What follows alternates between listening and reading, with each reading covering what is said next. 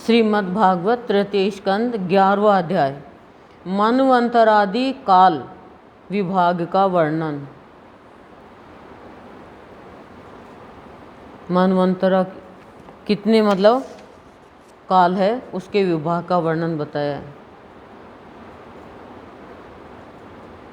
श्री मैत्रेय जी कहते हैं, विदुर जी, पृथ्वी आदि कार्य वर्ग का जो सूक्ष्मतम अंश है, जिसका और विभाग नहीं हो सकता तथा जो कार्य रूप को प्राप्त नहीं हुआ है और जिसका अन्य परमाणुओं के साथ संयोग भी नहीं हुआ है, उसे परमाणु कहते हैं। परमाणु, अणु, परमाणु, ये अपनी वाणी में भी है सदगुरुदेव के। परमाणु किसे कहते हैं फिर बताती हूँ। पृथ्वी आदि कार्य वर्ग का जो सूक्ष्मतम अंश है, जिसका और विभाग नहीं हो सकता तथा जो कार्य रूप को प्राप्त नहीं हुआ है और जिसका अन्य परमाणुओं के साथ संयोग भी नहीं हुआ है, उसे परमाणु कहते हैं। इन अनेक परमाणुओं के परस्पर मिलने से ही मनुष्यों को ब्रह्मवश उनके समुदाय रूप एक अवयवी की प्रतीति होती है।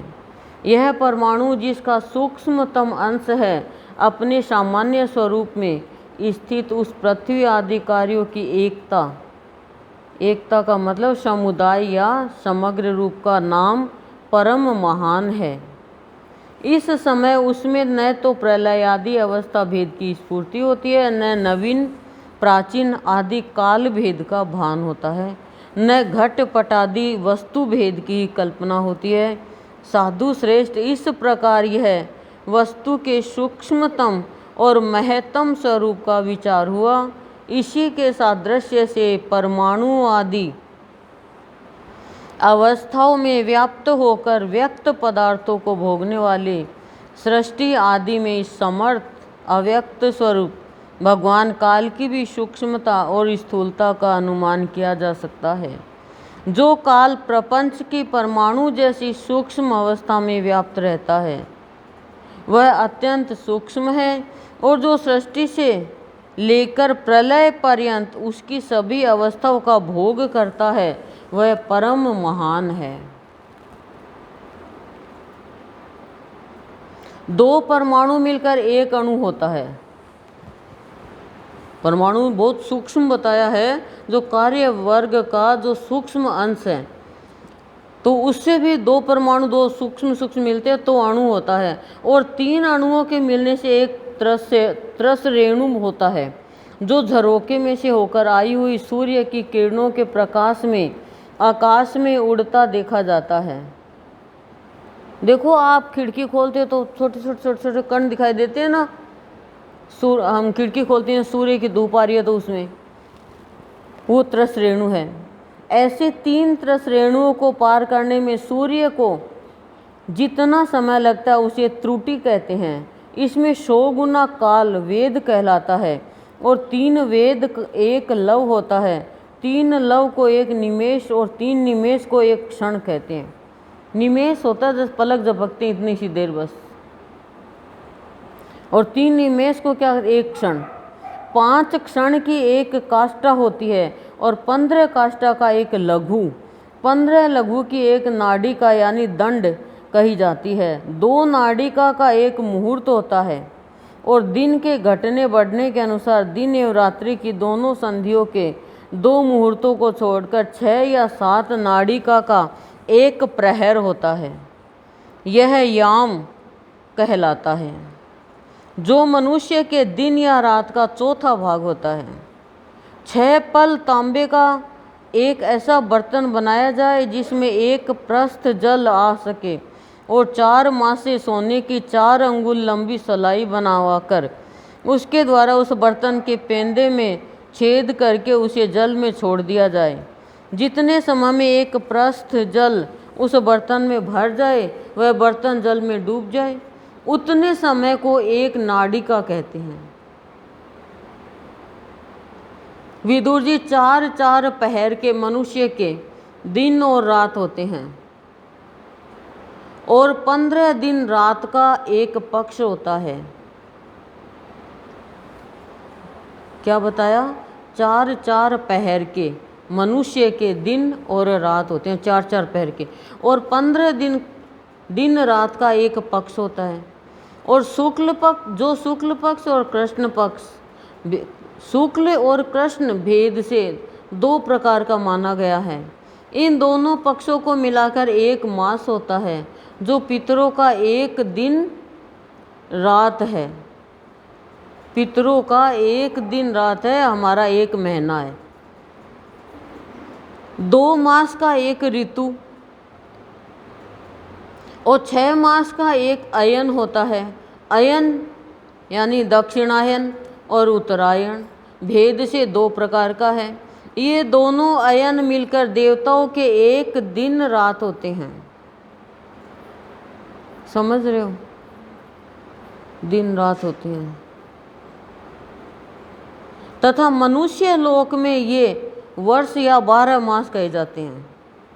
ऐसे 100 वर्ष की मनुष्य की परम आयु बताई गई है। चंद्रमा आदि ग्रह, अश्विनी आदि नक्षत्र और समस्त तारामंडल के अधिष्ठाता काल स्वरूप भगवान सूर्य परमाणु से लेकर संवत्सर पर्यंत काल में 12 राशि रूप संपूर्ण भुवन कोश की निरंतर परिक्रमा किया करते हैं। सूर्य, बृहस्पति, श्रवण, चंद्रमा और नक्षत्र संबंधी महीने के भेद से यह वर्ष ही संवत्सर, परिवत्सर, इडावत्सर, अनुवत्सर और वत्सर कहा जाता है। विदुर जी, इन 5 प्रकार के वर्षों की प्रवृत्ति करने वाले भगवान सूर्य की तुम उपहार आदि समर्पित करके पूजा करो। ये सूर्य देव पंचभूतों में से तेजः स्वरूप है और अपनी काल शक्ति से बीजादि पदार्थों की अंकुर उत्पन्न करने की शक्ति को अनेक प्रकार से कार्योन्मुख करते हैं। ये पुरुषों की मोह निवृत्ति के लिए उनकी आयु का क्षय करते हुए आकाश में विचरते रहते हैं तथा ये ही सकाम पुरुषों को यज्ञादि कर्मों से प्राप्त होने वाले स्वर्ग आदि मंगलमय फलों का विस्तार करते हैं। विदुर जी ने कहा, मुनिवर, आपने देवता, पितर और मनुष्यों की परम आयु का वर्णन तो किया, अब जो सनकादि ज्ञानी मुनिजन त्रिलोकी से बाहर कल्प से भी अधिक काल तक रहने वाले हैं, उनकी भी आयु का वर्णन कीजिए। आप भगवान काल की गति भली भांति जानते हैं, क्योंकि ज्ञानी लोग अपनी योग सिद्ध दिव्य दृष्टि से सारे संसार को देख लेते हैं। मैत्रेय जी ने कहा, विदुर जी, सत्ययुग, त्रेता, द्वापर और कली, ये 4 युग अपनी संध्या और संध्यांशों के सहित देवताओं के 12 सहस्त्र वर्ष तक रहते हैं, ऐसा बतलाया गया है। इन सत्यादि 4 युगों में क्रमशः 4, 3, 2 और 1 सहस्त्र दिव्य वर्ष होते हैं और प्रत्येक में जितने सहस्त्र वर्ष होते हैं उससे दुगुने 100 वर्ष उनकी संध्या और संध्यांशों में होते हैं। युग की आदि में संध्या होती है और अंत में संध्यांश। इनकी वर्ष गणना सैकड़ों की संख्या में बतलाई गई है। इनके बीच का जो काल होता है उसी को काल वेताओं ने युग कहा है। प्रत्येक युग में एक एक विशेष धर्म का विधान पाया जाता है। सत्य युग के मनुष्यों में धर्म अपने चारों चरणों से रहता है। फिर अन्य युगों में अधर्म की वृद्धि होने से उसका एक एक चरण क्षीण होता जाता है। कहते हैं ना, अब कलयुग में अब 3 चरण धर्म के गए, एक धर्म एक पैर पे खड़ा है, एक चरण पे। प्यारे विदुर जी, त्रिलोकी से बाहर महर लोक से ब्रह्मलोक पर्यंत यहाँ की 1 सहस्त्र चतुर्युगी का एक दिन होता है और इतनी ही बड़ी रात्रि होती है जिसमें जगत कर्ता ब्रह्मा जी शयन करते हैं। उस रात्रि का अंत होने पर इस लोक का कल्प आरंभ होता है। उसका क्रम जब तक ब्रह्मा जी का दिन रहता है तब तक चलता रहता है। उस एक कल्प में 14 मनु हो जाते हैं। प्रत्येक मनु 71 चतुर्युगी से कुछ अधिक काल तक अपना अधिकार भोगता है।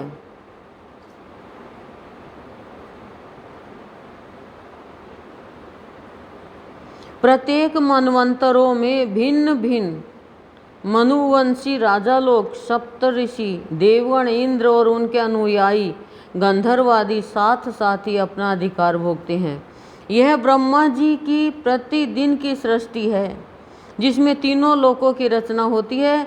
उसमें अपने अपने कर्मानुसार पशु, पक्षी, मनुष्य, पितर और देवताओं की उत्पत्ति होती है। इन मनवंतरों में भगवान सत्व गुण का आश्रय ले अपनी मनु आदि मूर्तियों के द्वारा पौरुष प्रकट करते हुए इस विश्व का पालन करते हैं।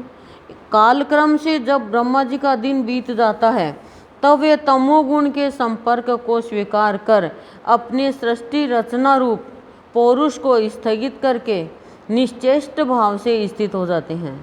उस समय सारा विश्व उन्हीं में लीन हो जाता है। जब सूर्य और चंद्रमादि से रहित वह प्रलय रात्रि आती है तब वे भुवः स्वः तीनों लोक उन्हीं ब्रह्मा जी के शरीर में छिप जाते हैं। उस अवसर पर तीनों लोक शेष जी के मुख से निकली हुई अग्नि रूप भगवान की शक्ति से जलने लगते हैं। इसलिए उसके ताप से व्याकुल होकर भृगु आदि मुनीश्वरगण महर लोक से जन लोक को चले जाते हैं।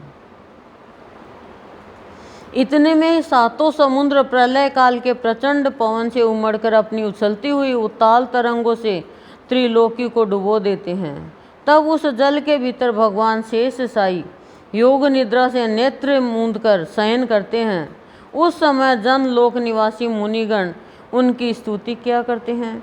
इस प्रकार काल की गति से एक एक सहस्त्र चतुर्युग के रूप में प्रतीत होने वाले दिन रात के हेर फेर से ब्रह्मा जी की 100 वर्ष की परम आयु भी बीती हुई सी दिखाई देती है। ब्रह्मा जी की आयु के आधे भाग को परार्ध कहते हैं। अब तक पहला परार्ध तो बीत चुका है, दूसरा चल रहा है। पूर्व परार्ध के आरंभ में ब्रह्मा नामक महान कल्प हुआ था। उसी में ब्रह्मा जी की उत्पत्ति हुई थी। ब्रह्मा नामक महान कल्प हुआ था, उसी में ब्रह्मा जी की उत्पत्ति हुई थी। पंडित जन इन्हें शब्द ब्रह्म कहते हैं। उसी परार्ध के अंत में जो कल्प हुआ था उसे पाद्म कल्प कहते हैं। इसमें भगवान के नाभि सरोवर से सर्वलोकमय कमल प्रकट हुआ था। विदुर जी, इस समय जो कल्प चल रहा है वह दूसरे परार्ध का आरंभक बतलाया जाता है। यह वाराह कल्प नाम से विख्यात है। इसमें भगवान ने सूक्ष्म रूप धारण किया था। यह 2 परार्ध का काल अव्यक्त, अनंत, अनादि विश्वात्मा श्री हरि का एक निमेष माना जाता है। यह परमाणु से लेकर द्विपरार्ध पर्यंत फैला हुआ है। फैला हुआ काल सर्वसमर्थ होने पर भी सर्वात्मा श्री हरि पर किसी प्रकार की प्रभुता नहीं रखता। यह तो देहादि में अभिमान रखने वाले जीवों का ही शासन करने में समर्थ है।